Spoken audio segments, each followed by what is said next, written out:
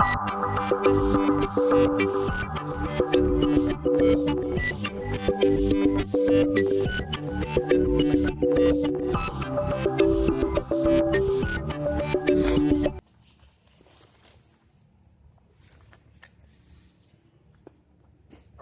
so I'm here at the house that I bought for $1. It's the white one here. It was a mess. I'll start with I found $1 in the house. There was a Vienna sausage can on a shelf. I picked it up and it was full of change, so I used that to pay for the house. There was the person that was a tenant there was a hoarder, so the house was completely filled with garbage.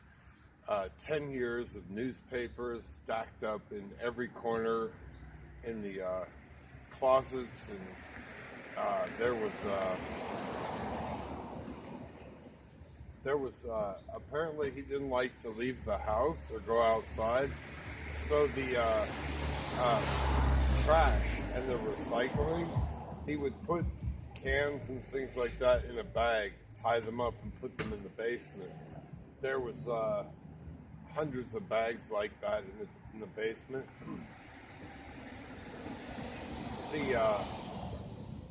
There were piles of garbage, old blankets and clothes and everything else in there in the basement. And someone had stolen the plumbing, which is a common thing on a house that you would pay for $1. The basement was flooded because they had taken not only all the plumbing, but the main line that comes into the house. They broke the valve off of that to get all of the copper and brass. So the basement was completely flooded. The roof was slate and it was so deteriorated that it was a powder. It was leaking in several places. I replaced the rear half of the roof. When I sold the property, the buyer had to get the front half of the roof repaired, which he did. Let's see what else. It was. I took about 2 roll-off dumpsters full of garbage out of the house. I took it was about 10 minivan loads of newspapers. Filled up that newspaper recycling dumpster 5 times, completely full of newspapers. There are books and other things in the house. So I ended up doing some drywall, some plumbing. I did a lot of demo work. I ripped out a lot of the third floor, and kind of like I had to do a lot of repairs. I also knocked out a couple of sections where the rooms were very closed off, and I kind of opened it up a little bit to kind of make it more appealing to a buyer, that the buyer would want to actually, someone would actually want to buy it. That was my main objective, was to flip the house. It wasn't to keep it. So I did as much as I could at ironing out the house, getting anything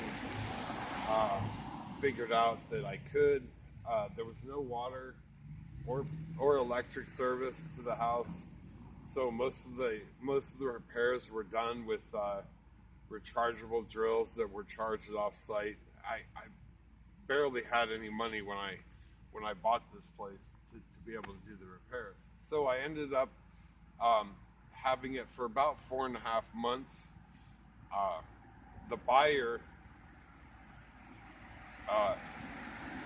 was kind of hesitant about it, but I did a full disclosure. That's very important. If you're going to flip a house like this, it's very important to do a full disclosure, because the buyer is going to want to know about, the leaking roof or the plumbing that needs fixed. you don't want to hide anything. If you're hiding something, then what's going to happen is later on the buyer may find out about it and bail out of the agreement. So you want to be as totally honest and as totally forthcoming with the disclosure. I made a list of the problems. One of the things that had about 3,000 in, or had about 10,000 back water bill and taxes. So I made that known to the buyer, as well as the roof and some minor other issues with the house. And he was hesitant at first, but realized that it was a good deal and that he would want to buy it. So I ended up closing it. I'll probably we'll take a walk around back and see what the back of it looks like, and then you can kind of get an idea. But these deals are out there and they're ready to be made. There's a lot of desperate people with properties. They want to get rid of them and transfer that burden to someone else.